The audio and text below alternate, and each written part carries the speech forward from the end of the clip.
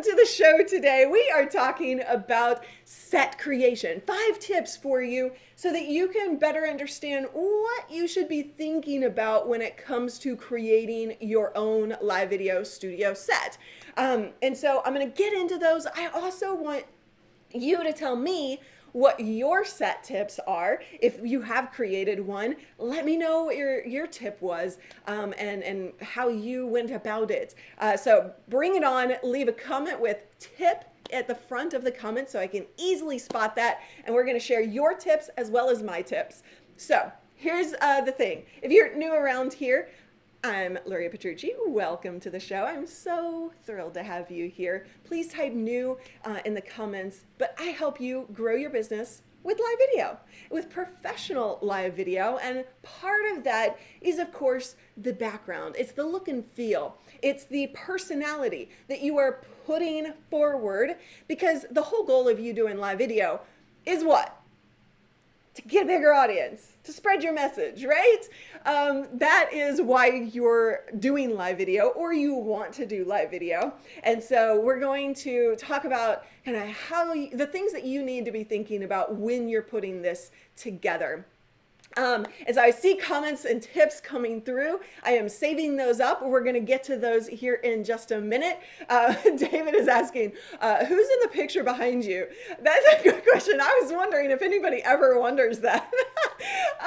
Here, I'll answer that. Hold on. And you can now see that, where are you, David? I'm tearing apart my set. You can see that with live video, I don't get dressed. I wear my loungy pants. This is David Tennant. So that's actually one of the things that you should think about. Is this is actually special to me because it's signed to me. Unfortunately, it's under my old pseudonym, but yeah, it's a personally signed photo from David Tennant, my favorite Doctor Who, and so that's what that set piece is. Will Ferrell? No, definitely not Will Ferrell. Although I guess I gotta admit, I like him. Okay. Oh, that's a good one. Okay, so hello from your car, Eugene. Eugene is in Romania. You better not be watching. I hope you're not driving. Okay, so let's get into the tips. First and foremost, when it comes to the set backdrop, I actually want to pull something up here real quick that I totally spaced on pulling up ahead of time. But it's important because I want you to see this, and this is kind of what kicked off this conversation today. So I am in Amy Porterfield's The Insider Club as one of her students, and she, I am looking for just a conversation that was happening today from Victoria. She posted this. I want to actually share this with you guys because she actually posted this question about needing backdrops, and this was the image that she suggested she might do. And I want to point this out because this is obviously a fake background, right? The one thing that you need to be thinking about when it comes to your backdrops is the reality factor. And this is what I told her. There's water back here, which is beautiful, but it's not moving. Isn't water supposed to move, right? These are the things that people think about when looking at your backdrops. And so I want you to realize that and think about that. I didn't like that. And then she also posted this image of a backdrop because we had a conversation about her, about backdrops, and I'll share with you some tips there. And what I didn't like about this backdrop is that she's not very separated from the background. She kind of gets lost. So let's dive into each of these 5 tips. First and foremost, you need to stand out in the newsfeed. So what I did like about that photo that had all of the sparklies for lack of a better word. What I did like about that was that it certainly would have stood out in the news feed. As people are scrolling by, what's going to catch their attention? The description certainly is going to catch their attention, but also the visuals are going to catch people's attention. And so you want to do everything you can to draw that attention in. And so I do kind of like that sparkly look. But she definitely didn't kind of separate out from the background, and we'll talk about that here in just a minute. So stand out in the newsfeed. I've seen some people, and some of you guys, you have done this as some of our students. You have done bright red, or like a backdrop that has just crazy colors, and that certainly is effective. But that may not be your brand, right? And so you got to be on brand, but you also got to stand out. And so think about that from a perspective. I know that when I tell our students that you need to stand out, they never even thought about the fact that, people are scrolling through and I need to stand out. Okay. You guys are funny. Kathleen says, I'd take a signed David Tennant picture out to anyone. Yes, for sure. You guys are still talking about David Tennant. See, this is the thing. Is this in my tip list? Hold on. I may vary from, oh no, the next tip. This is perfect. Okay, personality. You want to add personality to your set. So the reason that my set is the way my set is because, well, one, I love the color red, and you see a lot of red splashes around here, right? Two, you see those little robots in the background.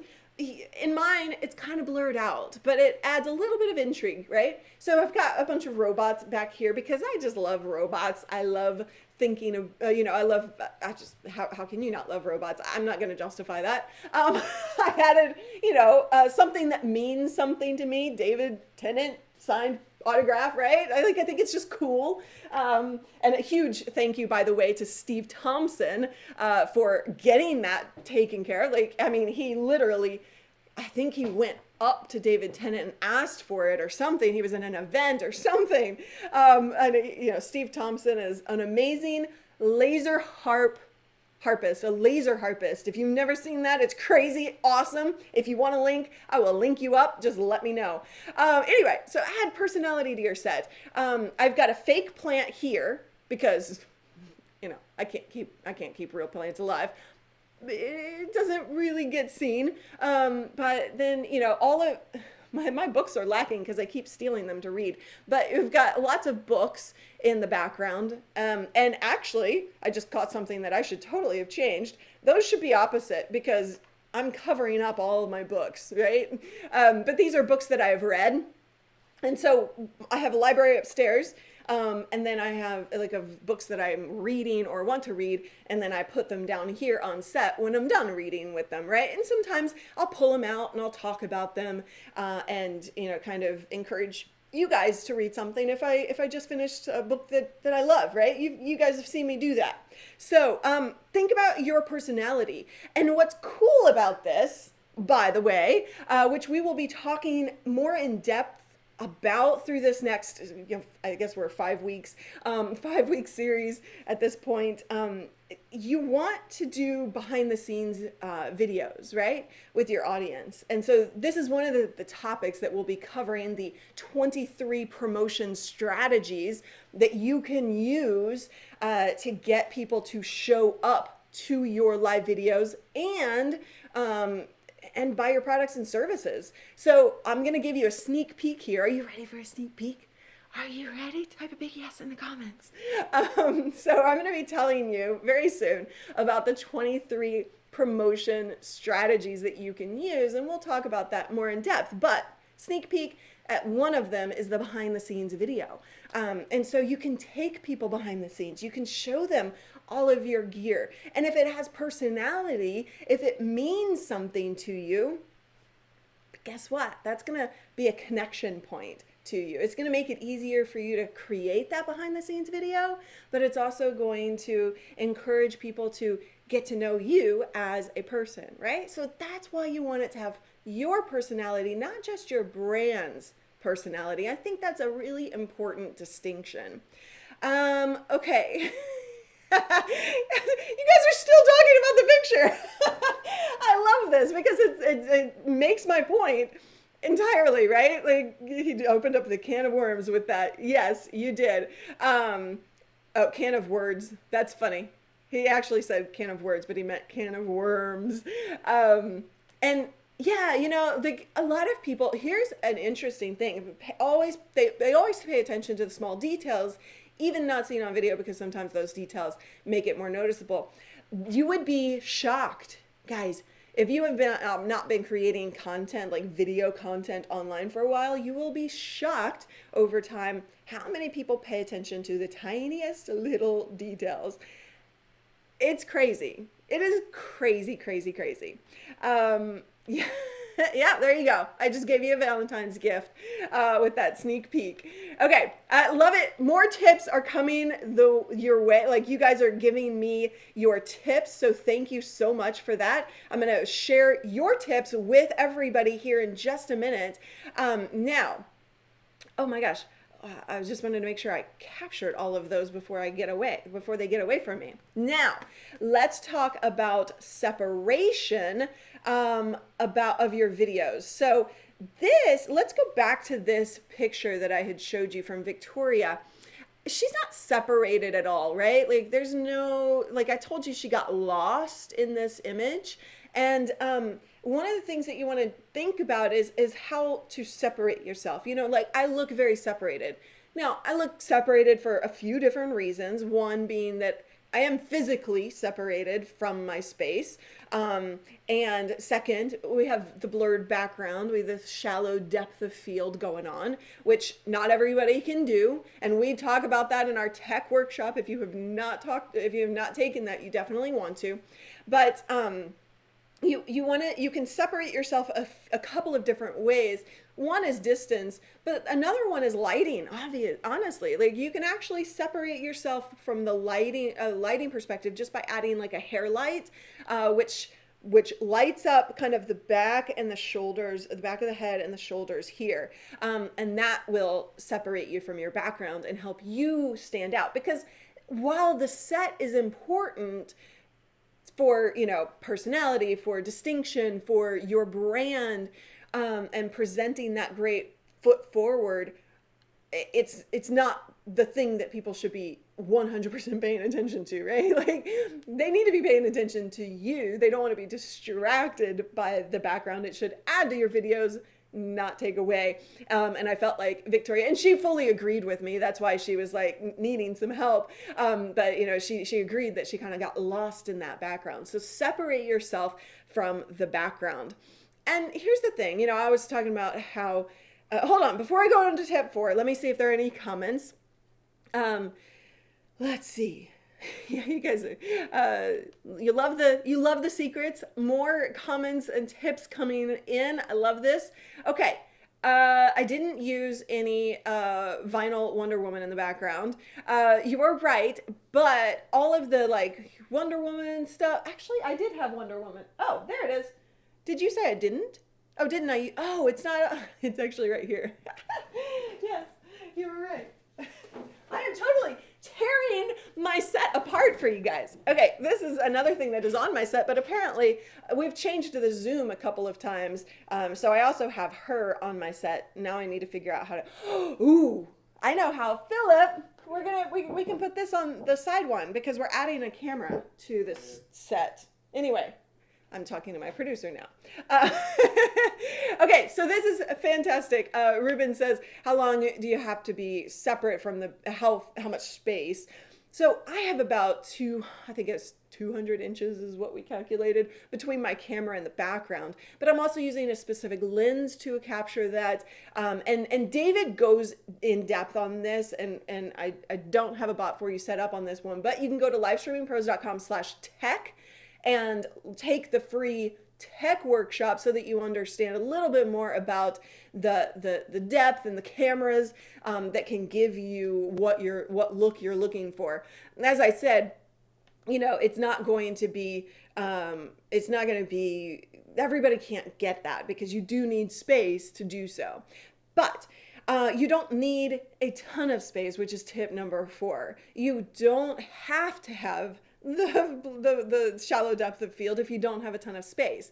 You also don't have to, as much dedicated space as you can get is definitely the best, because it's more set it and forget it. And you want to make sure that you don't make excuses by having to set up and tear down each and every time. So the more dedicated it can be is better, but you don't have to have a ton of space.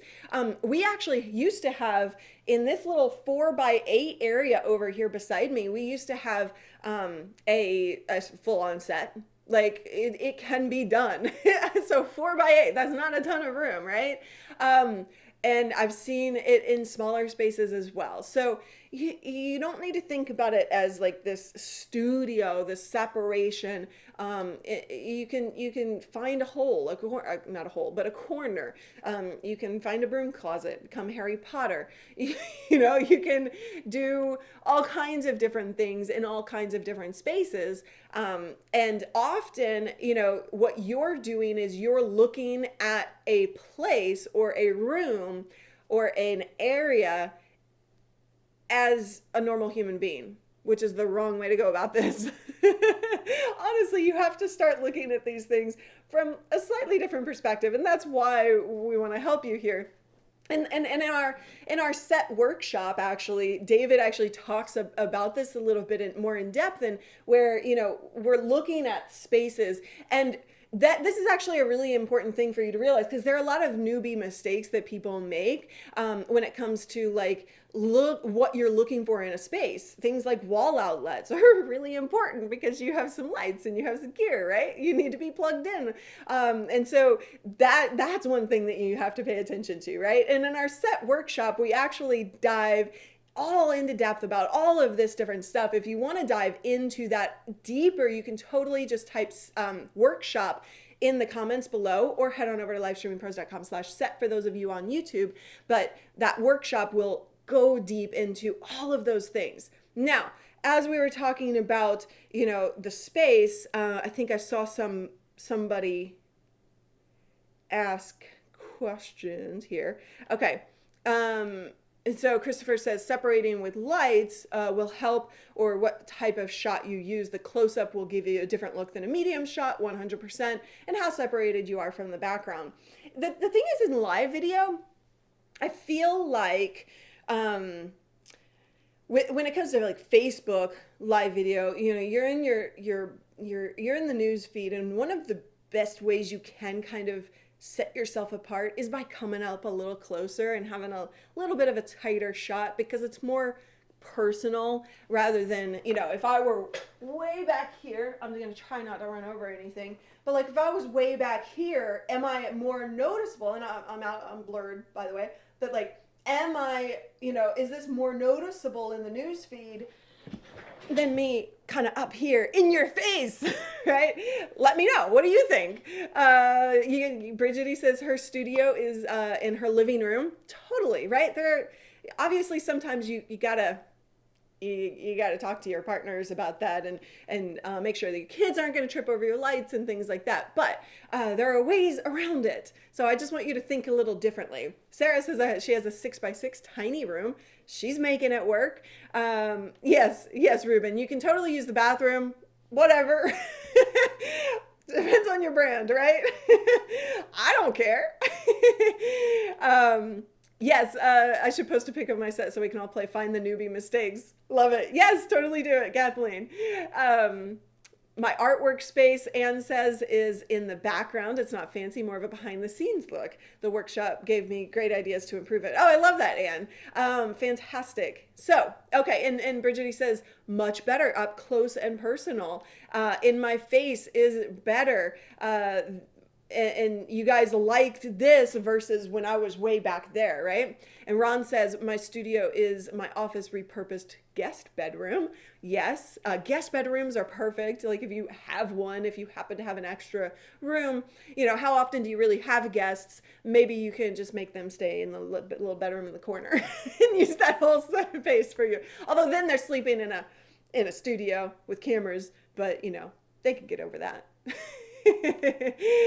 Christopher says, I would even get Gloria to go for that extreme close-up. Way up here. Oh, I almost lost my chair. Okay, so let's talk about tip number 5. This is the big one. You don't have to actually spend a huge budget.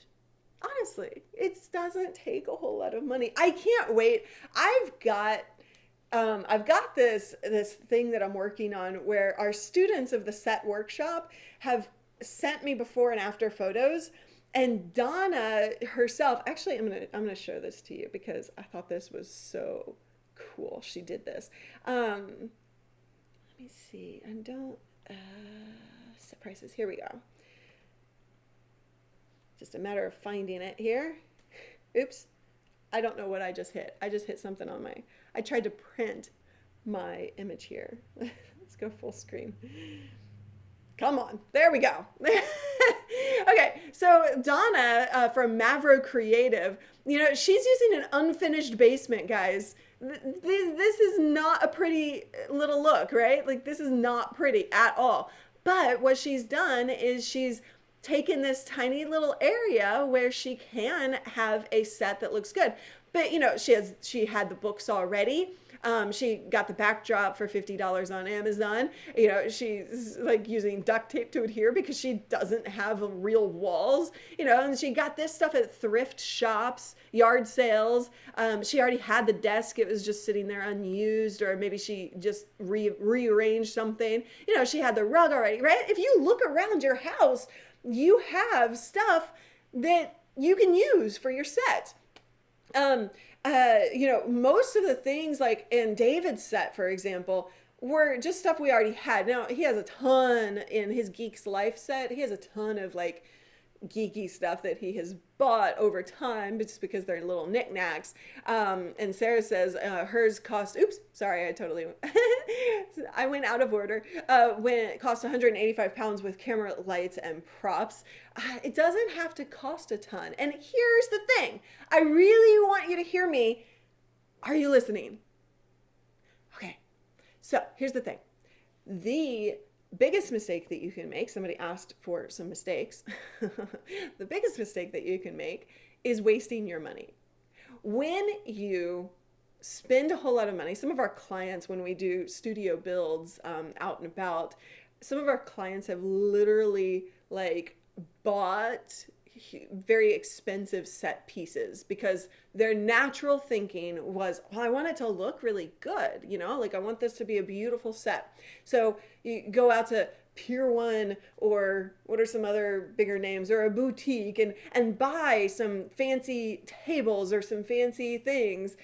Honestly, it's a big mistake. We've had to tell people, no, send it back. I don't even want that in this room because it's just a waste of money. You can spend that on gear. If you have the money to spend on it, go buy some gear. Has anybody, I'm actually quite curious, has anybody been on the set of a TV studio or a movie set? Tell me if you have been in the comments. If you have, and I used to do a lot of like TV spots and stuff in my former life, and I would be on the sets of TV stations constantly. I gotta tell you, every single piece in those sets is cheap, because one, they change them out quite often. Two, the camera doesn't see it. The camera literally can't tell expensive from cheap, from thrift store to boutique. Like, it doesn't matter. So don't spend money on those things, right? Glinda says, yes, she has been several times. Oh my gosh, that image was amazing. What image? Oh yes, the Donna image. Mavro Creative Donna, who I don't think is in here today, but she's one of our regulars, and she, that is a great way to just realize I don't have to spend all my money on creating a set. It can be done for the cheap. So, I've seen Kathleen has seen a couple of TV sets. Louise has been. Petra has been in the TV set. Yes, Rusty says they have fake cell phones. I know they have fake everything, honestly. And Dale says TV number of times shocking the stuff that they have. In it, you just start to realize like that. The first time I was on a TV set in 2000, I think 6 or 7, I was just like, what? Like I could knock this stuff over and break it because it was done so cheaply. Okay.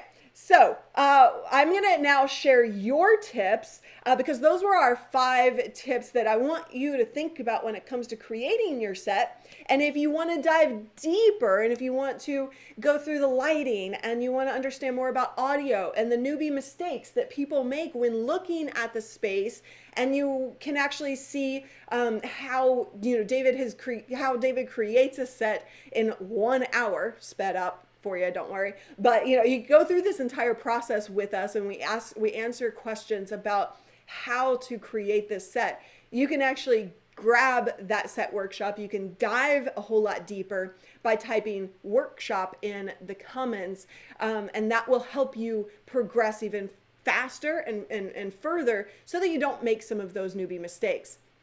Okay, we've got questions coming through. I'm going to answer these. And let's see. I also want to share your tips. So Kathleen's tip was don't wait because you don't have a budget. Start with stuff you already have. Yes, 100%. If you didn't get that from that picture I shared from Donna, and we've got so many more of those coming out soon, which is so cool. I'm excited about this little PDF that I'm putting together to kind of show you befores and afters. It's so cool to see people's creative sides at work. So yes, don't wait for that budget, but start with what you got. Amy's set tip, there we go, is to record locally and set the camera shot in different zoom settings to see what looks best. Yes, that's great. So basically she's saying, set it up, do a little video recording. You can do that from your phone. But ideally the camera that you're going to be using for your live streams, but do it in a couple of different angles. That way you can see, visually, like you got to realize the camera sees very different things than your eyes see, right? So you got to look at it from the camera's perspective. So that's a great tip, Amy. And she also said, zoom in closer than you think. So one of the things that we did with Amy when she was first setting up her studio set, and she's one of our students. She's also our moderator, by the way. She had so many things in the background. She wanted to show off the entire background. And so she was more like this. And I think even more so, there was like a lot of stuff up, a lot of headroom, as we call it. And so, we were like, bring that shot in a little bit tighter. Let's see. David said, sorry, this was a question. This wasn't a tip. Sorry. This was a question I was asking in the pre-show of what else do you have? What else are you struggling with in your business? What other things do you want to know? And I would love for you guys to feed me that information. I want to help you not only with live video, but what else can we help you with and get you resources for? So David, thank you for that. That's a big one. Okay. Sarah says her tip is to use command strips to put up small wall display shelves in your set. They work great and no drill needed. Love that. Make sure you don't hang anything over the weight limit, but yes, the command strips, and I think those command strips actually remove all residue after you're done with them as well. She also had a second tip: bounce ring light off of a wall or blinds in front of you if you wear glasses and work in a tiny space. So the ring lights, we talk a lot about that around here. You definitely don't want to use ring lights if you are wearing glasses because the reflection is all you're going to see of that ring light. That's why you lift lights up. And I love her tip, bounce it off something so that you get the light, but it's a diffused light at that point. Okay. Angela said, is there a lighting tip to reduce shadows in the background? Yeah, so that's, you've got 3 point and 5 point lighting. And so you've got the ability to put, you want to separate yourself from the wall. You don't want to be right up against the wall. If you are working in a smaller space, use the length that you have to get yourself away from the wall. And then you can light the wall separately than you, and that will help tremendously. And that the 3 and 5 point lighting is something we actually go way in depth in terms of our set workshop. So I would highly encourage you to learn more about how lighting should be placed. And you can grab that workshop by typing by typing workshop in the comments.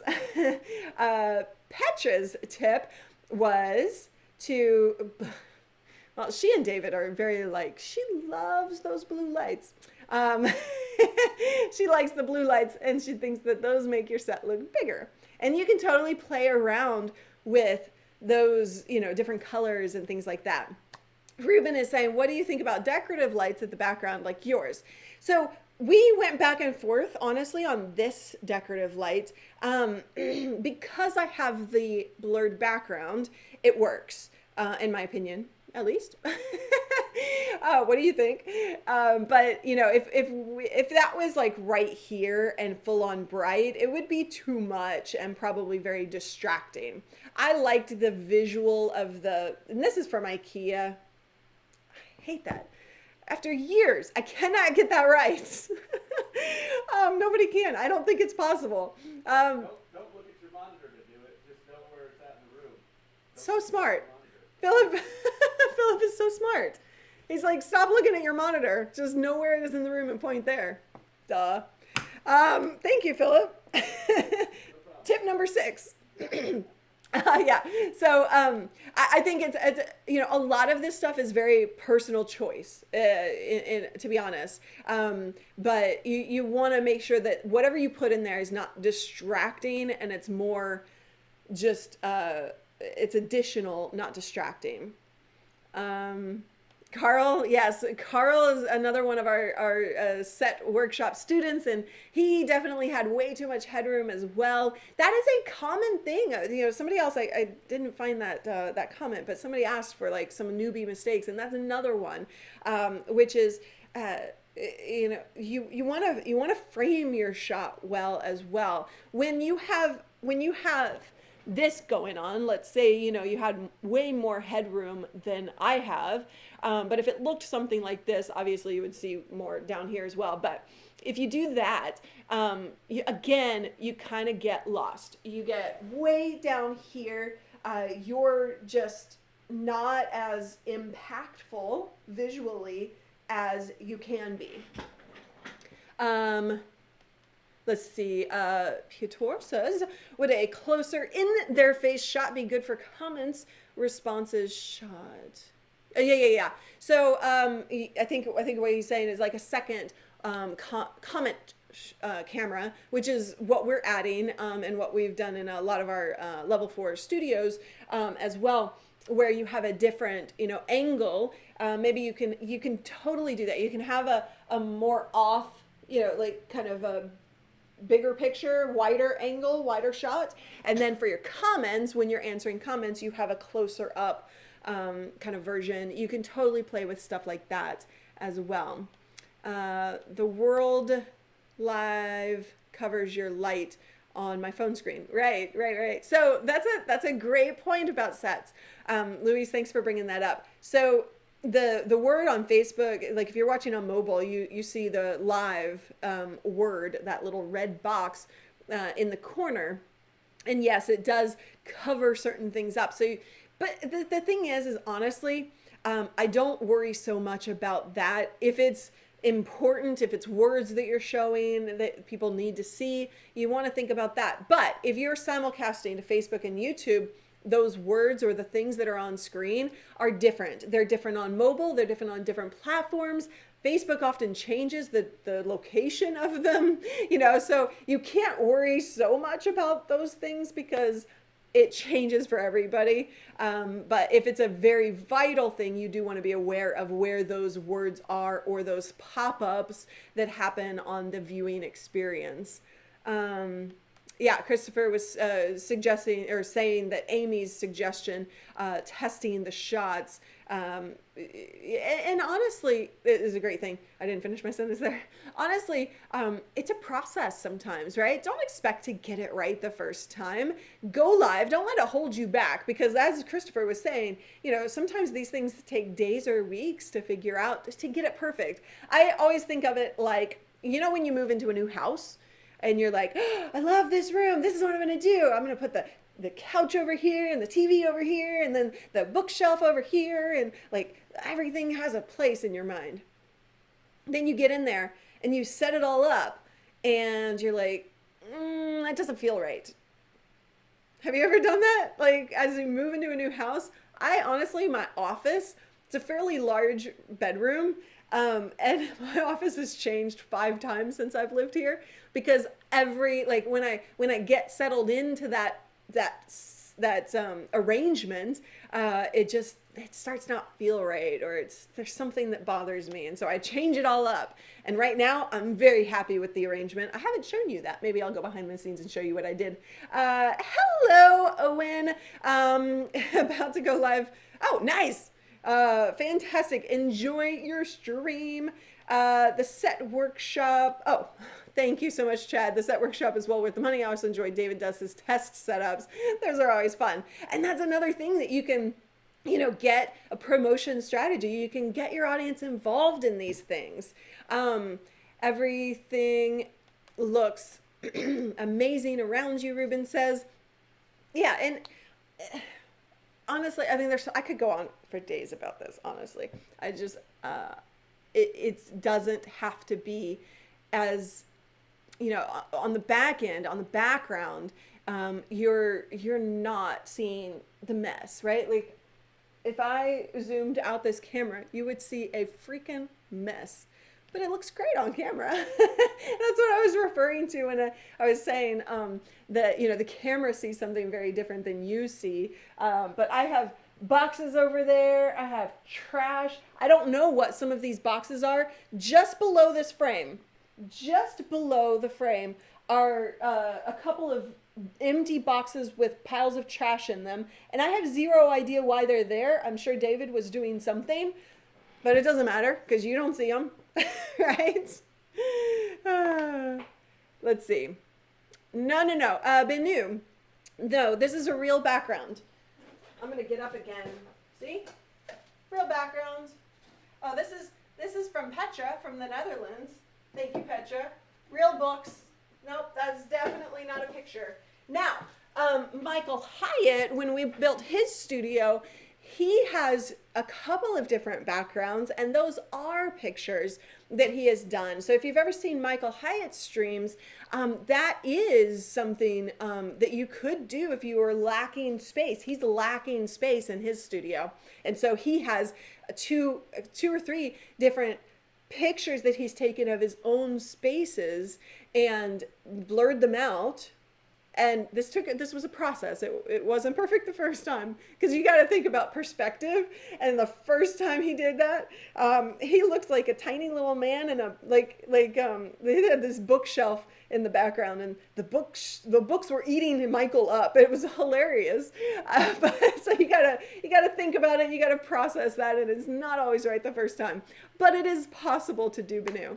Am I saying your name right, by the way? Please let me know.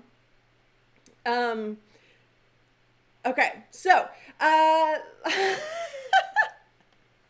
know, right, man? Andy says, I'm so happy I'm not the only one who does my shows in my sweatpants. Honestly, I never get dressed. The only thing that is dressed is chest up. That is all I ever care about. And that makes me, because I work from home, my studio's in my home, it definitely makes me quite grungy at times. But whatever. Okay, so we're gonna wrap this up. If you want to dive deeper into all of this set stuff, and make sure that you are thinking about all of the nitty-gritty little details, and to make sure that you put your set together right the first time, at least not spending money that you don't need to spend, definitely go through our workshop and make sure that you, it doesn't take very long, but that we cover lighting, we cover audio, we cover, the newbie mistakes. So definitely go through that. You can just type workshop in the comments and grab that. And I am so looking forward to continue helping you throughout this now 5-week series, I guess. I don't know. I need to keep the count up on that. I think we're still actually in the 6th week of series of making sure your tech is taken care of, making sure your sets are taken care of, and making sure that you are on the right track with your strategy. So we will dive deeper into these topics. Definitely keep me up to date on what you need help with. And I will see you right back here tomorrow for our regular 10 a.m. stream plus the vMix show. We have an interview with vMix, that live video software that we recommend.